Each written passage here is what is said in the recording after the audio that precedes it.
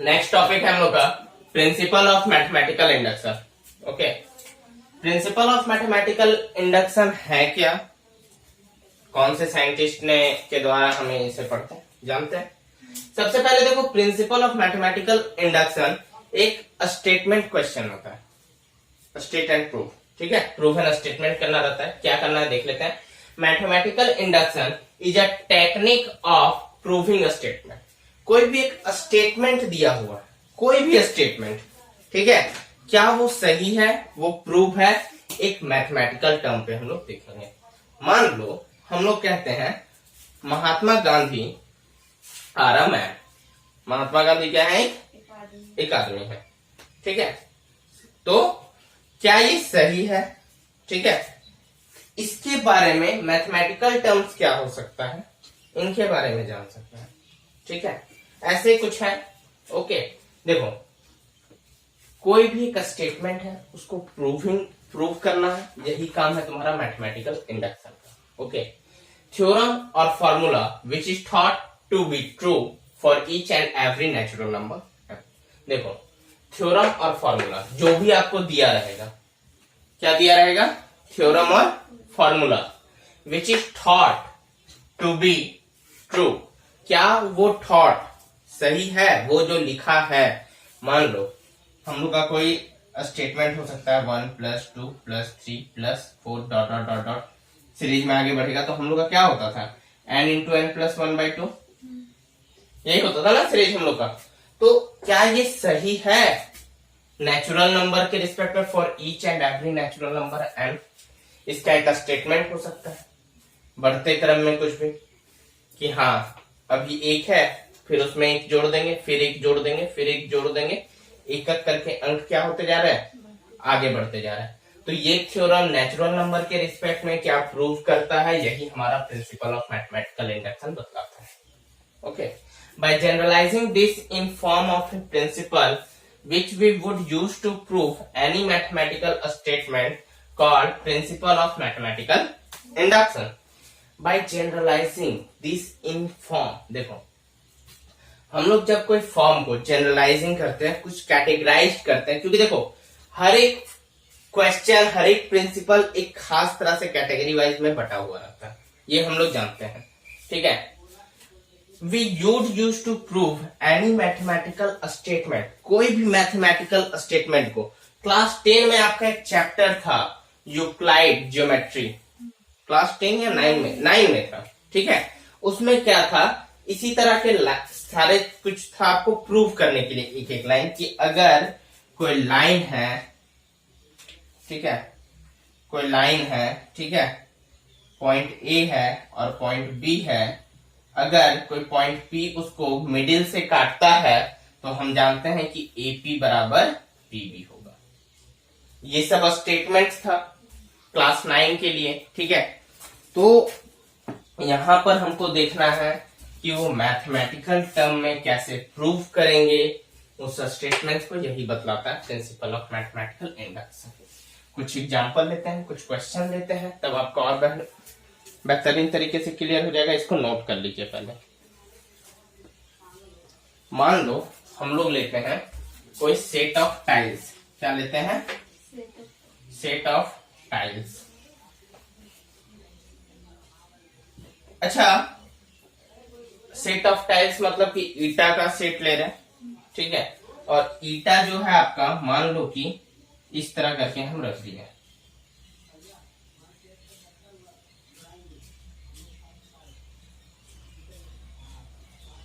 Suppose that, अच्छा, bridge वाला एक ऐड आता था, प्रचार आता था। ठीक है, आप लोग देखे होंगे, जिसमें एक ब्रिज को जब गिरा दिया जाता था, साबुन को, ब्रिज साबुन को, तो ढेर सारा साबुन फ्लो में गिरते जाता था। वो वाला स्टेटमेंट पढ़े थे कि नहीं, वो देखे ऐड कि नहीं देखे आप लोग, नहीं देखे। अच्छा चलो छोड़ो, अगर मान लो ये ईटा का कुछ सेट है, ठीक है, तो मान लो सपोज दैट कि अगर हम एक ईटा को यहां से पुश करके नीचे गिराते हैं, सारा ईटा गिरेगा कि नहीं, बिल्कुल गिरेगा, क्योंकि डिस्टेंस बहुत कम है, तो जाहिर सी बात है सारा ईटा गिरेगा, सारा सेट ऑफ ईटा क्या हो जाएगा, फ्लो हो जाएगा। तो हमने देखा कि अगर हमने एक पर ये काम किया, हमने क्या किया, एक टाइल्स पे अगर काम किया तो बाकी सारे टाइल्स पे, ठीक है, बाकी सारे टाइल्स पे क्या होगा, वो काम करेगा। ठीक है, कैसे देख लेते हैं।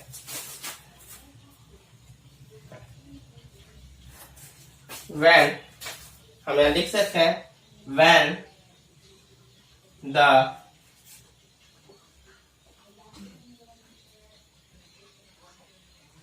tiles pushed in the indicated direction तो क्या होगा,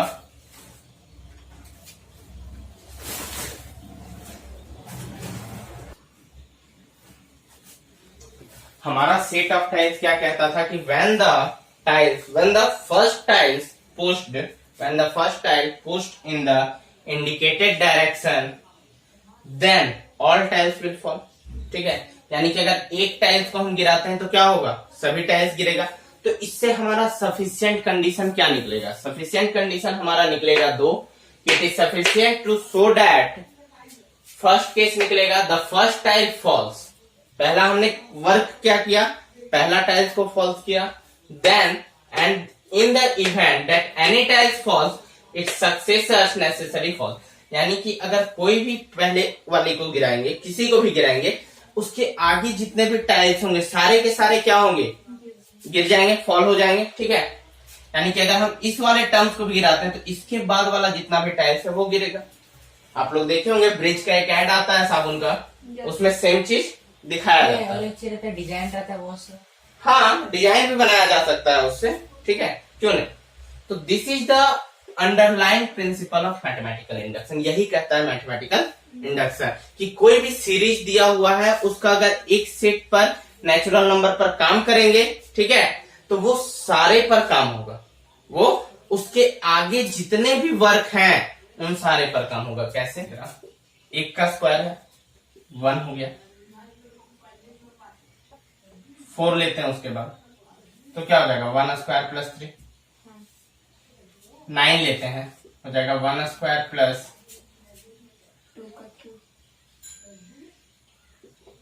5 लिख सकते हैं। यही हम अगर 16 ले लें तो क्या हो जाएगा, ये एक सीरीज ऐसा जा रहा है जो बढ़ते क्रम में जा रहा है। ठीक है, अगर 25 लेना है 9 हो जाएगा। ठीक है, देख लो 9, 6, 15, 1, 16, 5, 21, 3, 24, 1, 25। तो यानी कि अगर हम दो का सक्सेस ले रहे हैं, यहाँ पे दो का क्या ले रहा है, सक्सेस टर्म ले रहे हैं, तो यहाँ पे आपका सीरीज कुछ इस तरह का दिखेगा। ठीक है, और ये हर नेचुरल नंबर के लिए सेम होगा। ओके, तो इसी तरह का कुछ स्टेटमेंट आपको मिलने वाले हैं जिसको हम लोग प्रूफ करेंगे। ठीक है, तो चलो यहाँ हम लोग देखते हैं पीएमआई को थोड़ा और करीब से जानते हैं। ठीक है, कि पीएमआई का पर्पस क्या है, पीएम को इन्वेंट किसने किया था, पीएम कहना क्या चाहता है, पीएमआई का मकसद क्या है, हम लोग पढ़ा रहे हैं हम लोग को, तो मकसद क्या है, पीएमआई का कुछ मकसद होना चाहिए। ठीक है, तो मकसद क्या है देखते हैं, पहले जान लेते हैं कि ये इन्वेंट किसने किया था। तो जीवाका मोरोलाइकस the first discoverer of PMI, यानी कि प्रिंसिपल ऑफ मैथमेटिकल इंडक्शन, कब किया इन्होंने, 1909 में। उसके बाद हेनरी वगैरह बाद में आए। ठीक है, यहां पर इटालियन, ये जीवाका जो थे वो एक इटालियन मैथमेटिक्स, ओके, यानी वो इटली के थे। इनका कहीं कहीं इनका नाम आपको मिलेगा जियोनी मोरोलाइकस। ठीक है, अब देखो ये तो समझ में आ गया इन्वेंट किए थे कौन, अब क्यों किए थे तो भी जान लेते हैं। इनका कहना था if whenever any integer x, कोई भी इंटीजर क्या है, इंटीजर है, एक्स है, बिलोंग्स टू द क्लास, कोई क्लास में बिलोंग करता है। ठीक है, क्या करता है, क्लास में बिलोंग करता है। सर यहाँ क्लास कहने का मतलब, क्लास कहने का मतलब एक खास वर्ग जिसको बांट दिया गया है किसी चीज में। ठीक है, मान लो कि इंटीजर अब रियल क्या हम कह सकते हैं कि रियल नंबर इंटीजर के अंदर आएगा, सेट में बिलोंग करता था। हाँ। रियल नंबर इंटीजर के अंदर बिलोंग करेगा सेट में? करेगा सर। देखो समझो बात, जेड है हाँ। रियल नंबर नहीं करेगा। ध्यान से सोचो, रियल नंबर के अंदर जेड करेगा, हाँ। जेड के अंदर रियल नंबर नहीं करेगा। मतलब कि होल नंबर के अंदर नेचुरल नंबर कंसिस्ट कर सकता है, नेचुरल नंबर के अंदर लेकिन नेचुरल नंबर के अंदर होल नंबर कंसिस्ट नहीं करता था। तो वही चीज है जेड और रियल नंबर में, क्योंकि रियल नंबर का क्या था, rational and irrational number call real number, ये सबसे बेसिक डेफिनेशन था रियल नंबर का। ठीक है, तो क्लास का मतलब है एक खास वर्ग जिसमें बांट दिया गया है। तो हमने माना integer x belongs to the class, एक क्लास है, कोई किसमें बिलोंग कर रहा है, इंटीजर में। द सक्सेसर ऑफ एक्स, यानी एक्स का जो बढ़ता क्रम है, जो बढ़ रहा है, सक्सेस कर रहा है, that is the integer x plus one. जाहिर सी बात हो एक्स प्लस वन में बिलोंग करेगा, also belongs to the class, ये भी बिलोंग्स करेगा क्लास में। तो मान लो कि कोई क्लास हम मान लेते हैं एफ, कोई क्लास मान लेते हैं एफ, ठीक है, और वो एफ क्या कर रहा है, equal to zero, f equal to zero है। तो पीएमआई के तहत या greater than equal to zero, तो पीएमआई के तहत स्टेटमेंट होता है कि ये नेचुरल नंबर पर ही लाई करेगा। किस पर लाई करेगा? उसके लिए कंडीशन है non negativity number, non negative number. मतलब क्या हो गया नॉन नेगेटिव नंबर का, जो नेगेटिव ना हो, नेगेटिव छोड़ के यानी पॉजिटिव, और जीरो। ठीक है, तो जीरो भी नहीं होना चाहिए, जीरो से बड़ा ही होना चाहिए, नॉन नेगेटिव नंबर होना चाहिए। Zero not a positive, neither a positive number nor a negative number. ठीक है, तो जीरो भी यहाँ पे एग्जिस्ट नहीं करेगा, ओनली जो वर्ग है इसका किसमें लाई करेगा, नॉन नेगेटिव नंबर में। देख लेते हैं कैसे, पर्पस क्या है पीएमआई का। ठीक है, mathematical induction is a method of mathematically proof.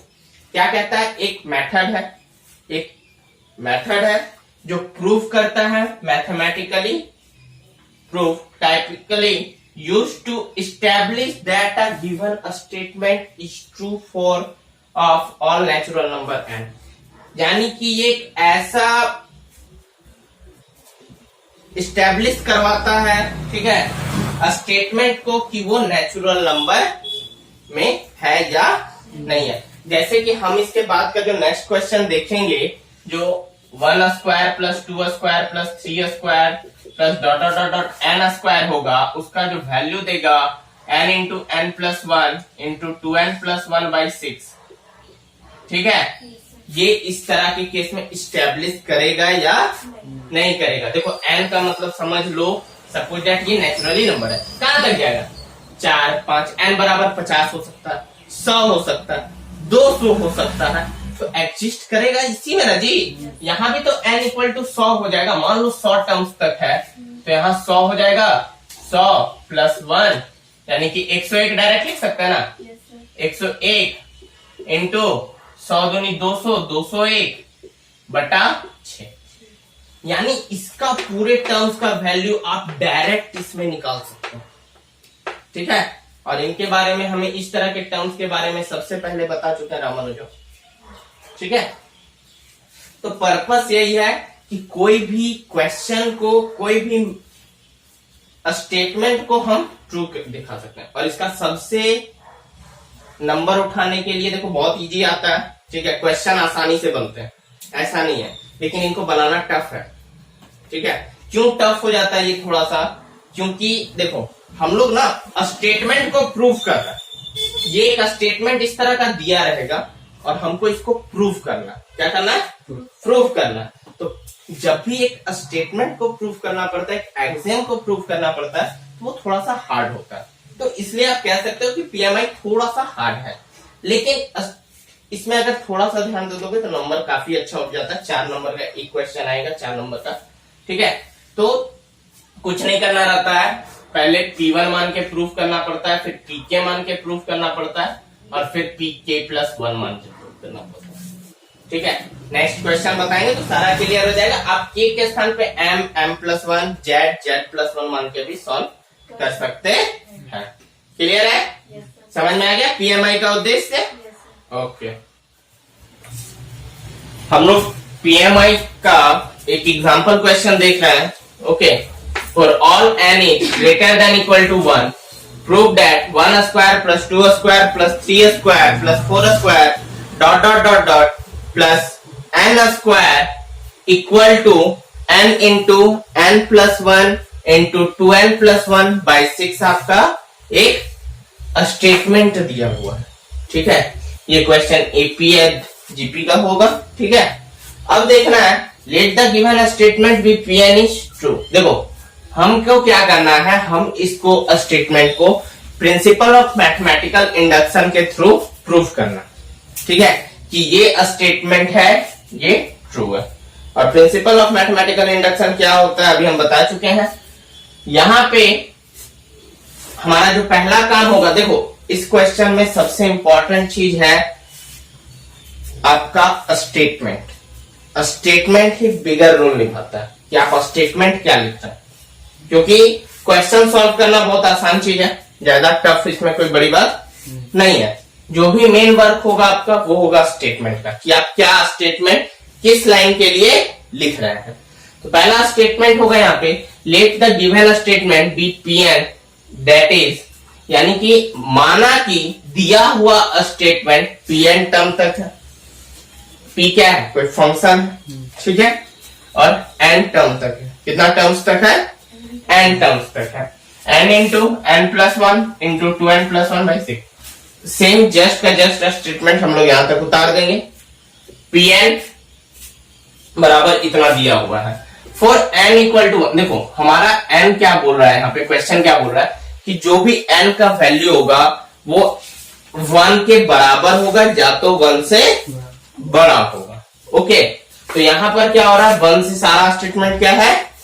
बड़ा है। ओके, तो बड़ा है तो या बराबर है, तो n इक्वल टू 1 के केस में RHS में जब हम यहां पुट करेंगे, ठीक है, 1 के केस में हमको LHS वाले पार्ट से कोई मतलब नहीं है, हम प्रूफ करेंगे हमेशा RHS वाले पार्ट में। ठीक है, RHS क्योंकि ये वाला का जो पूरा मीनिंग है वो इसमें आपका क्या है कि अगर आपका कोई इस तरह का सीरीज है, मान लो ये 5 स्क्वायर तक ही हो, कितना हो?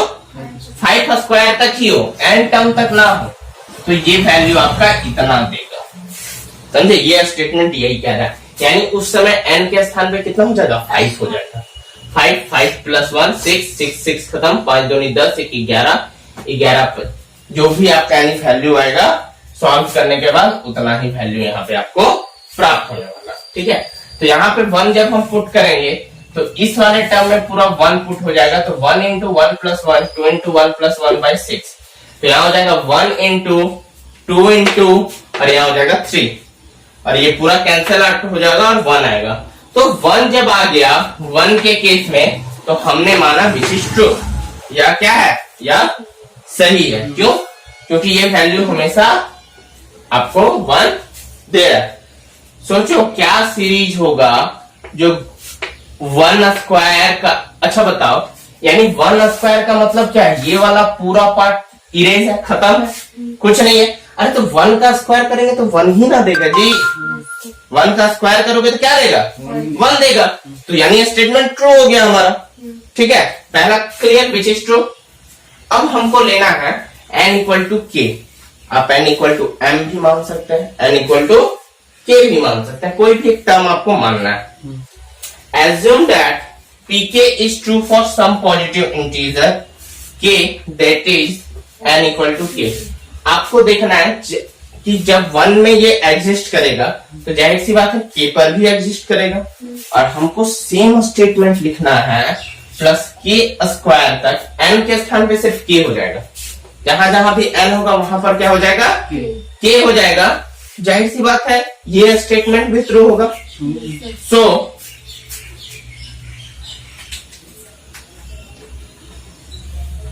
दिस स्टेटमेंट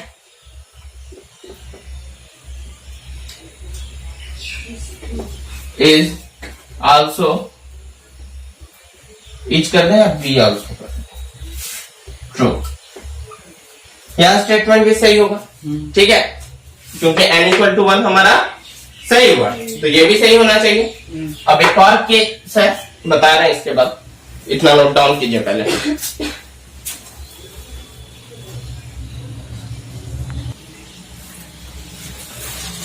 तो हमने यहां तक किया कि this statement is also true, किसका, के स्क्वायर तक का। ओके, अब हमको देखना है last and third statement. We shall now prove that P K plus 1 is also true. Now we have, हमने क्या माना कि अगर कोई टर्म, देखो पहले क्या लिए, P1 लिए, ठीक है, ये जब प्रूफ हो गया तब PK किए, PK को भी हमने मान लिया, हमने क्या मान लिया, एज्यूम कर लिया कि ये भी सही है, ठीक है। तो क्या PK प्लस 1 भी होगा? तीन चीज प्रिंसिपल ऑफ मैथमेटिकल इंडक्शन में प्रूव करना रहता है, P1, PK और PK प्लस 1। ओके, तो K प्लस 1 टर्म तक, यानी कि देखो इंडक्शन में है, देखते हैं। तो हमारा जो नेक्स्ट स्टेटमेंट हो गया 1 square plus 2 square plus 3 square plus 4 square plus dot dot dot dot K square plus K plus 1 का होल स्क्वायर। ओके,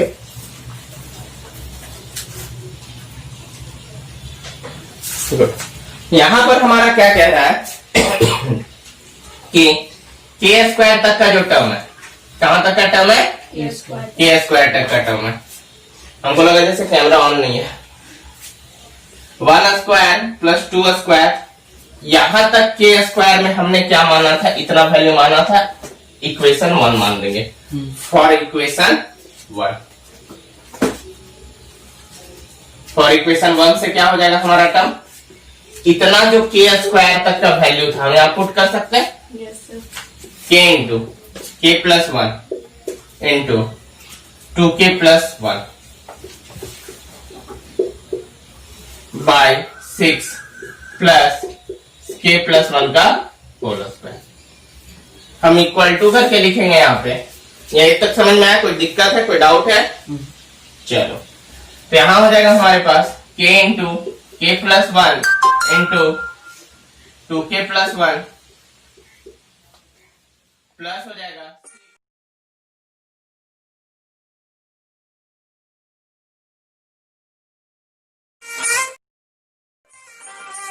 तुम लोग को भी सुनाई पड़ रहा है।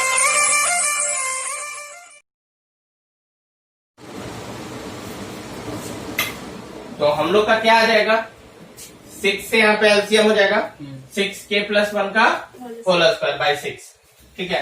अब जो हमारा नेक्स्ट स्टेटमेंट होगा वो हो जाएगा, देखो इन दोनों में से K प्लस 1 कॉमन है, क्या कॉमन है, K प्लस 1 कॉमन है, ठीक है।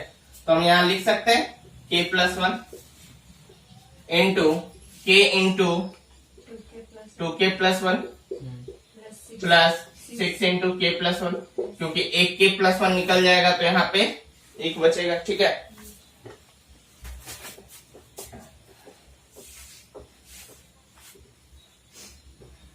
बहुत इंपॉर्टेंट क्वेश्चन है, एग्जाम का मैनी टाइम रिपीटेड क्वेश्चन है, ठीक है। अब देखो यहां पे क्या कह रहा है, इक्वल टू में K प्लस 1 हमने ले लिया है, ठीक है। यहाँ K मल्टीप्लाई हो जाएगा 2K स्क्वायर, यहाँ पे K हो जाएगा प्लस K, यहाँ पर हो जाएगा 6K और यहाँ पर हो जाएगा 6 बाई 6। यहाँ तक कोई दिक्कत? चलो गुड। अब देखो इक्वल टू क्या इंक भरना क्या, K प्लस 1 है, 2K कॉमन आ जाएगा, सॉरी पहले इसको सॉल्व करेंगे ना, 2K square plus 7K plus 6K plus K भर ही लेते हैं। 7 में 6 होना चाहिए।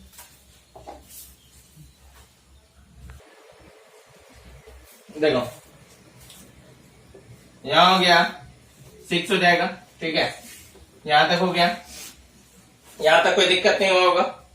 आगे देखो K प्लस 1 है, हम लोग क्या करते थे, तोड़ते थे क्वाड्रेटिक इक्वेशन के फॉर्म में, 6 दूनी क्या आ जाएगा 12 आएगा, 7K 12k² और 7k को तोड़ेंगे तो 4+3 आना चाहिए, तो हो जाएगा यहाँ पे 2k² plus 4k plus 3k plus 6 bye 6। यहाँ तक कोई दिक्कत नहीं होगा, थोड़ा सा ऊपर वाला मिटा दे।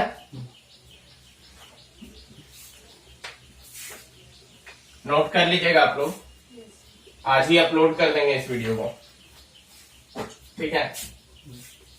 आगे देखो k+1 है,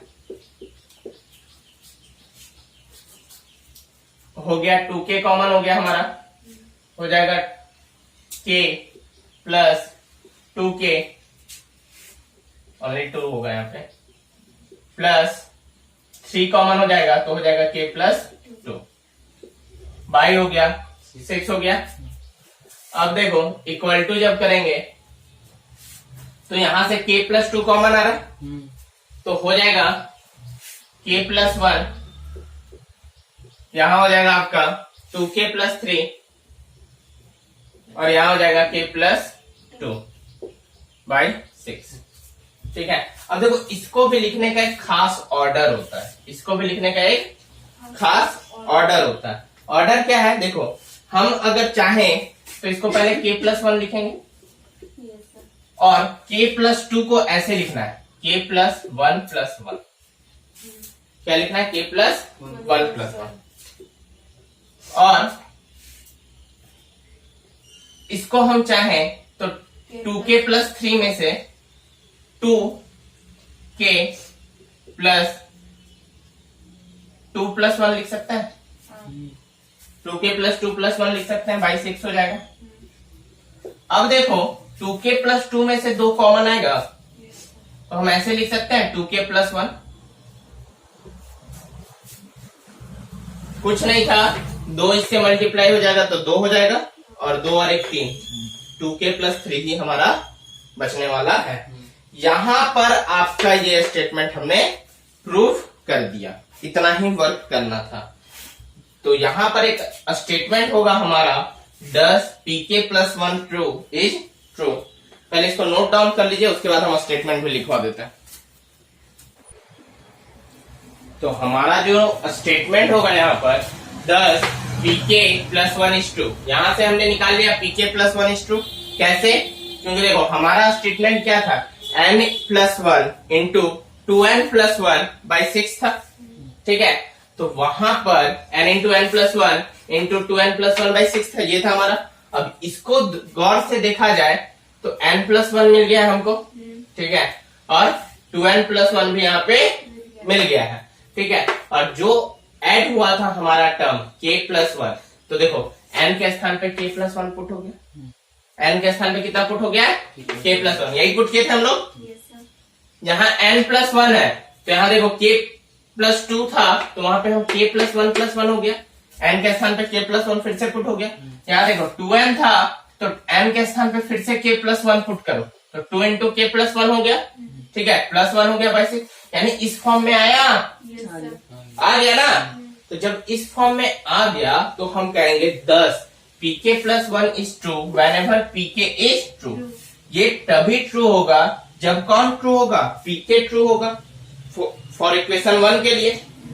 Hence, from the PMI principle of mathematical induction, the statement Pn is true for all natural numbers for n. n का हर एक नेचुरल नंबर के लिए क्या होगा, PMI प्रूफ होगा, ये समीकरण प्रूव होगा। समझ में आ गया, कोई डाउट, नहीं। क्लियर है। Yes, sir. आगे का क्वेश्चन इसी तरह बनेगा, इसको नोट डाउन करो। So, what a multiple